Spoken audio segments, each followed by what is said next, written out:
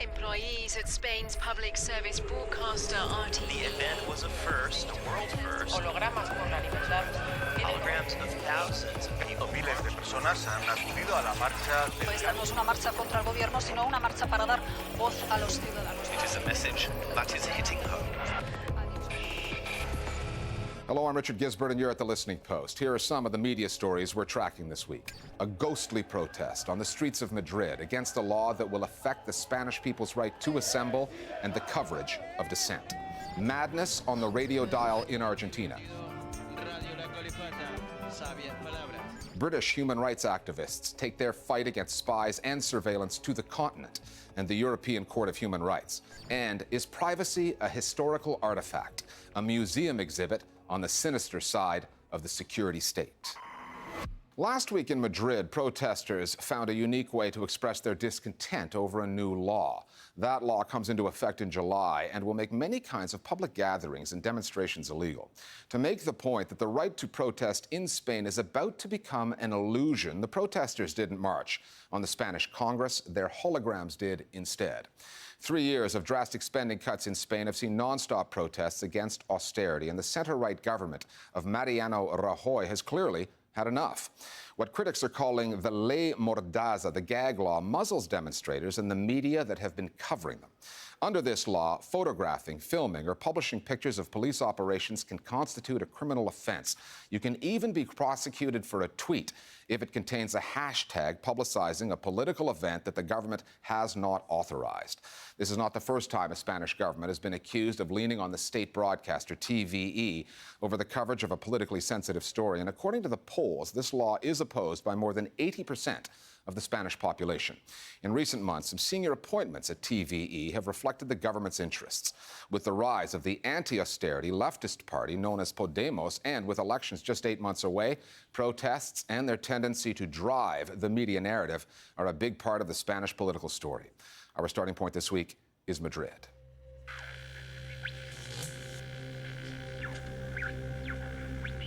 Con la aprobación de la ley Mordaza, no podrás manifestarte frente al Congreso de los Diputados. No podrás hacer una asamblea en espacios públicos sin peligro de que te multen. No podrás participar en una manifestación sin previo aviso. En definitiva, si eres una persona, no podrás expresarte con libertad.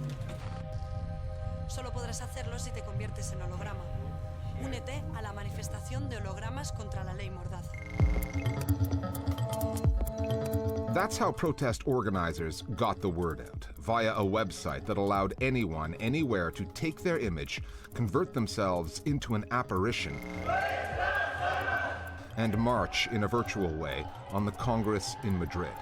The government calls its public security law a law for the 21st century. Its opponents called it a gag law and answered with a protest from the 21st century. I thought the hologram demonstration was very original, a new way to express our opposition to a law that is intended to limit the right to demonstrate and to freedom of expression. Using holograms, they put citizens in the streets, where politicians do not want real people to demonstrate. The clear message of this protest is that times have changed, that you can't stem the tide, that people have to express their own opinions. They must say what they think and believe. Although attempts were made to repress expression with laws and regulations, today technology allows people to access information like never before. The organizers, a coalition of more than 100 organizations, succeeded in creating a very original demonstration that gained the attention of television and the digital media. Using holograms. I want you to take. Or did they? CNN covered the story, as did RT and Bloomberg, focusing more on the hologram innovation than the law itself. And it's the first virtual rally of its kind. Telecinco, a private channel with Spain's highest-rated newscast, did a full report. But TVE, the state-owned broadcaster, covered it in just 29 seconds. And the country's best-known paper, El País, buried the story. The gag law changes the rules of political engagement in Spain. Fail to notify the authorities about a public protest, and it's a €600 fine. Protest without permission near Parliament and cause disturbances of public safety, and the fine is up to €30,000. Unauthorized protests near key infrastructure, a transport hub, or an oil refinery, and the fine is up to 600,000 euros.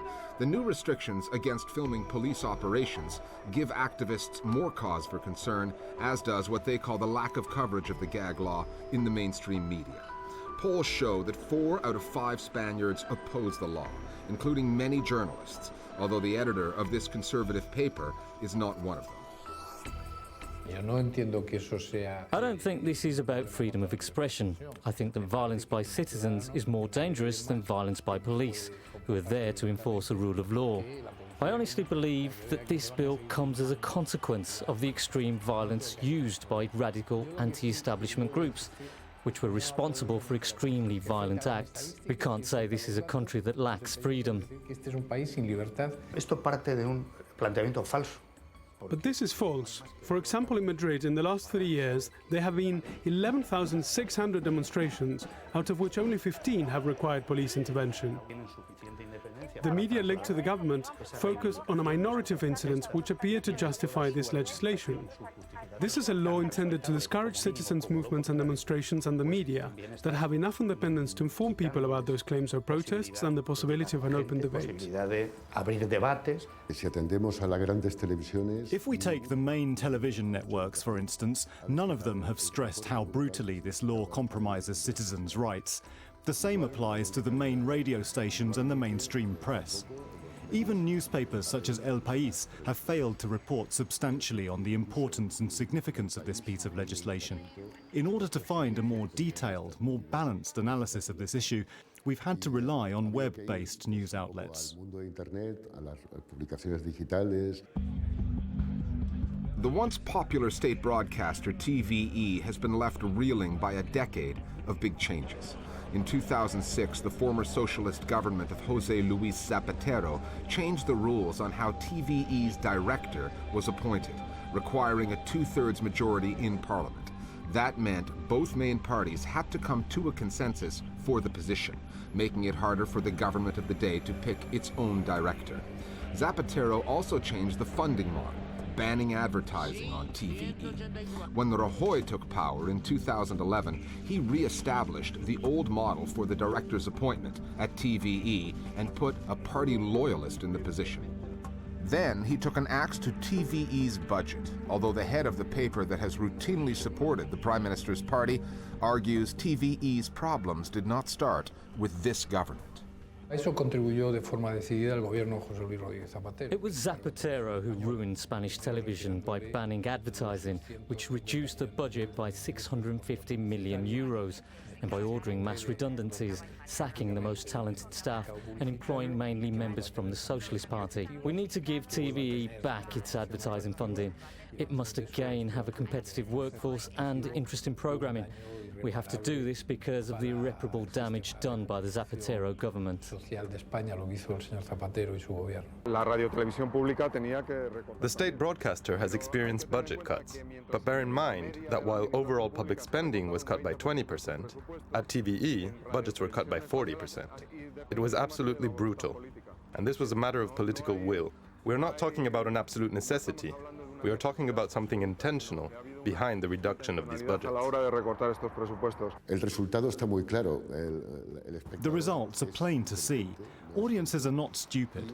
So while between 2006 and 2011, news bulletins on state television held the ratings lead, the drop in audience figures over the past 3 years has been remarkable. There is a clear logic operating between the policies of the past 3 years and the consequences. First, all state media is now under the control of a single ideological regime.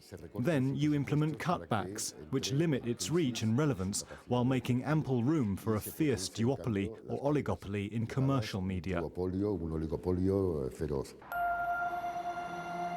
A state-owned broadcaster that is a shadow of its former self.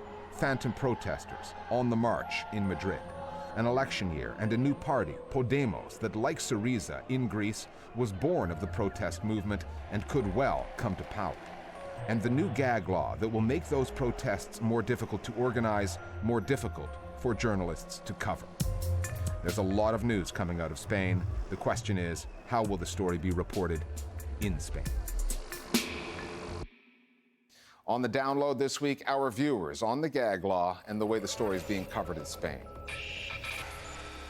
The gag law approved by the government of Mariano Rajoy has clearly imposed some restrictions to the freedom of expression and information in Spain. However, it is not only going to legislate on the public protests or strikes, but also on the way people cover these public events, without making any distinction between their participants and the media and journalists who are just doing their job.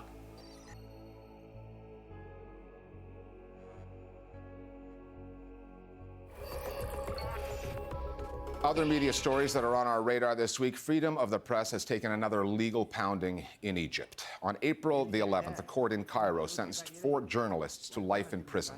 Abdullah Al-Fakarani and Sami Mustafa from the Rast News website, Mohammed Al-Adli, a presenter for Amgad TV, and an Egyptian-American, Mohammed Sultan, were all accused of spreading chaos and false information over their coverage of a protest against the ousting of President Mohammed Morsi of the Muslim Brotherhood.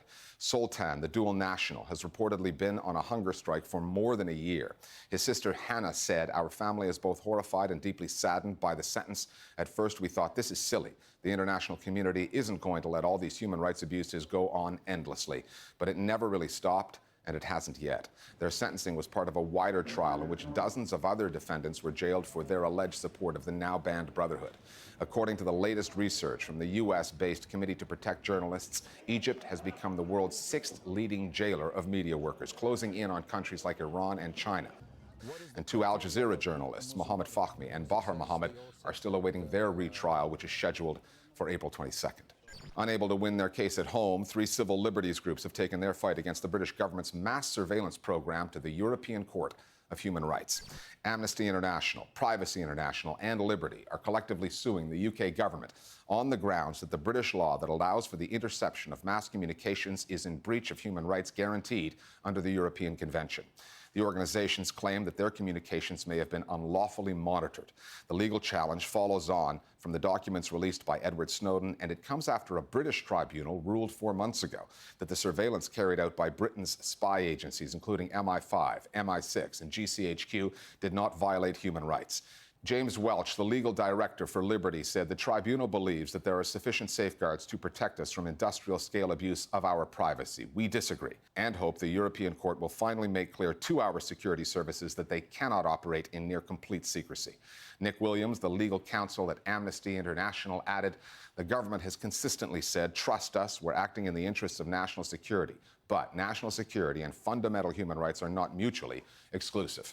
Following up on a story that we told you about last week, the sedition law in Malaysia and the way that the government's using it, that law has been strengthened, amended in ways that critics say is bad for Malaysian democracy.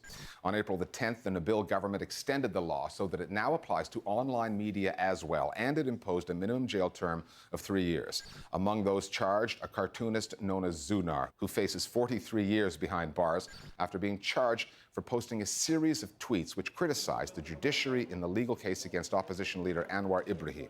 That followed the arrest of 5 journalists at the Malaysian Insider newspaper.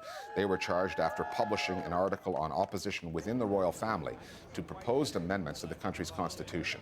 Human Rights Watch called the latest amendments to the sedition law, which dates back to the colonial era, a human rights disaster for Malaysia that will have a profound, chilling effect on freedom of expression, both in daily life and in online communication. More than 20 years ago, a psychology student training at one of Argentina's oldest psychiatric hospitals kept being asked by his family and his friends what it was like in there. So he came up with an idea to let the patients explain in their own words.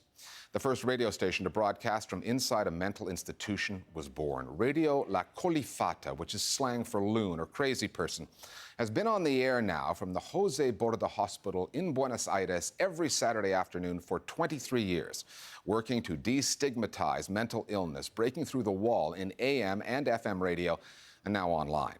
The patients produce and present the show on topics that range from politics to sports, and over the years, millions of Argentinians have tuned in.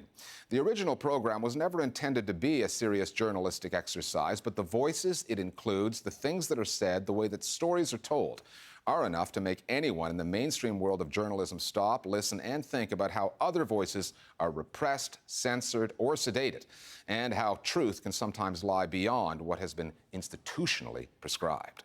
The Listening Post's Marcela Pizarro now from Buenos Aires on the colifatos and what they have to say.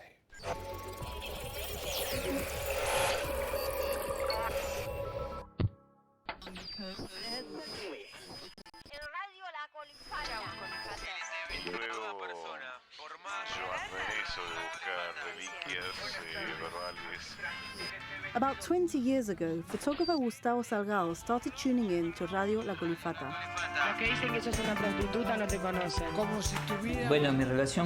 I confess I'm totally dependent on radio. I depend on this artifact, the fact that a voice emanates from it, and that voice somehow challenges me. In my mind, I can hear what the voice says, and I can respond to it, I can engage with it, or I can ignore it. Somehow it generates a connection or a bond in moments when I feel solitude or anguish. Salgado not only listens, he also takes part. For him, like for millions of Argentines who have become loyal followers, the makeshift radio station set up every Saturday in the courtyard of a mental asylum somehow has helped keep them sane. Algo huele mal, y no somos nosotros. Es como una radio de actualidad. La Colifata is really like a current affairs service. It talks about the hot issues that matter to those who produce the radio. Everyone who takes part has things that concern them, and they make up the radio bulletin. Some deal with sports, with politics, poetry. All these things touch on our reality, with the things that we all experience, both inside and outside the ward. What happens here is that everyday situations are approached from a different perspective, a different point of view from where it's supposed to be seen. The cornerstone of La Colifata is based on the fact that every single patient, regardless of his mental condition, has the chance to be heard. Those who are inside and those who have been discharged. I was once a patient here. Now I have a relatively normal life outside. We all have the opportunity to speak at a time when mental illness continues to be a taboo in contemporary society. There's something about La Colifata, what it gives those broadcasting on the inside and what those listening on the outside give back. Like when the fans from one of the country's most famous football clubs, Boca Juniors, donated a car so the radio could go and cover the games.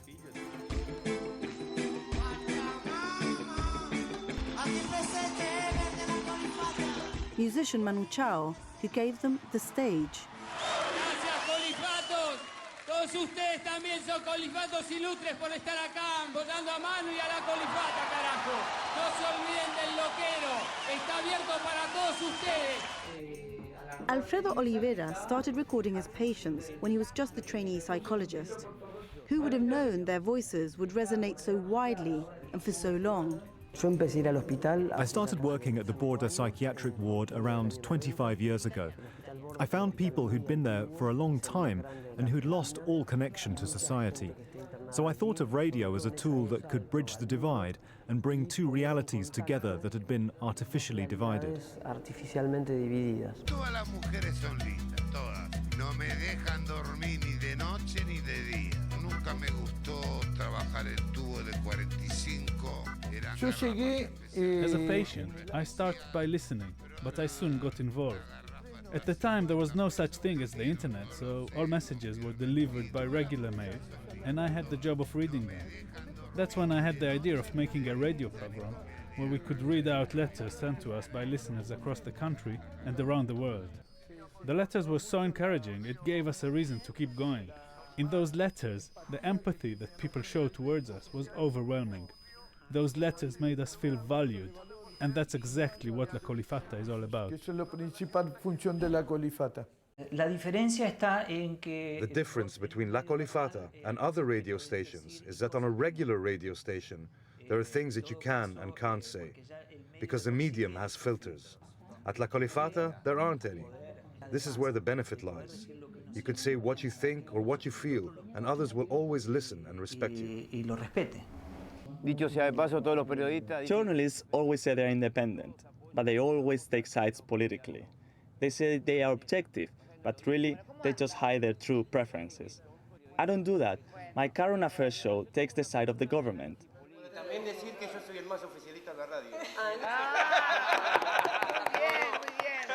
Estoy segura que tu columna de análisis, pero mata a todos los de los otros medios de comunicación. I host a political analysis show. I have no interest in the mirage of neutrality. I have taken off the mask. Estoy de un lado políticamente. No es necesariamente que las personas. There was one patient who was going through a bad spell and overthought every step she took. Even walking was not automatic for her. It was something that made her think about the experience of being two-legged. And this was translated into a philosophical program about human beings and their experience of walking. This person had no intention of posing philosophical questions, but there was a critical effect. That is what La Colifata does. La lógica de producción de La Colifata siempre estuvo ligado a eso. Since La Colifata started broadcasting from this psychiatric ward 23 years ago, the aim has always been therapeutic, to give those suffering from mental illness the space to speak freely. For us who work in journalism, where the mainstream news is often too careful or too scared to tell it how it is, the uncut, uncensored voices of the patients here are often a reminder of how institutionalized we have become. La Colifata de alguna manera es La Colifata represents a broken space forgotten by others.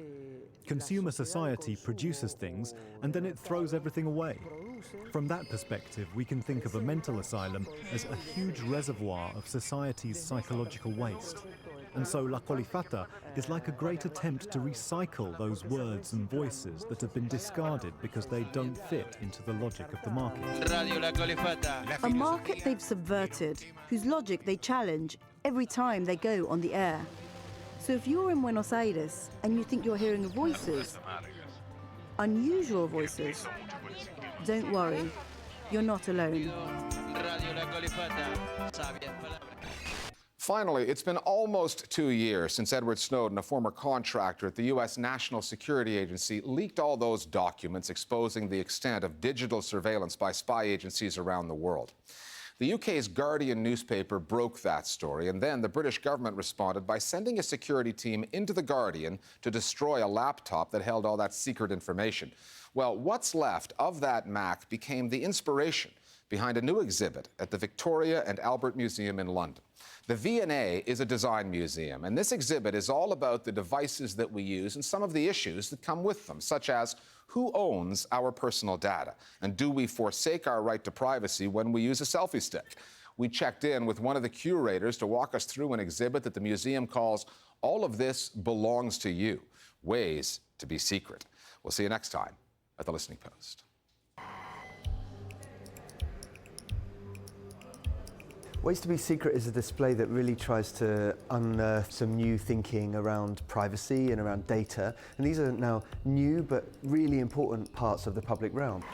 The Guardian laptop, which was definitely the starting point, not just for this display, but in a way for the whole conversation we're trying to have.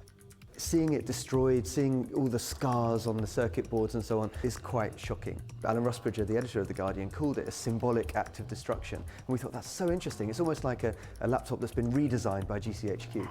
There are lots of things in here that, for me, are sort of the tools of modern citizenship. We go from the selfie stick to the laptops. The selfie stick, in a way, is that kind of fun, sort of, we don't really think about it, we just photograph ourselves. They do it in the museum all the time. I mean, it's kind of fine, it's just part of contemporary life. But we wanted to sort of really unlock a slightly more sinister aspect of all of that, which is that all the data that you constantly gather about yourself and upload somewhere is being kept by someone. One of the most interesting phenomena that we started to look at as part of this was phones. You know, how do you keep your phone secure? So the black phone is a phone you can buy now. It means that all of your transmitted messages and even your phone calls are encrypted.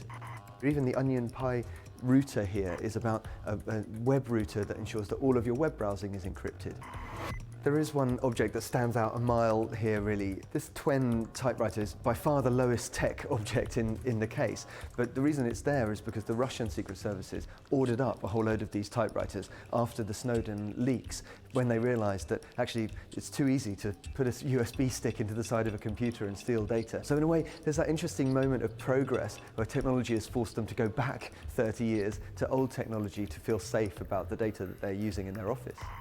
This is just on the edge of feeling a little bit paranoid, but in another way, it might just be the kind of caution we have to exercise right now in the 21st century.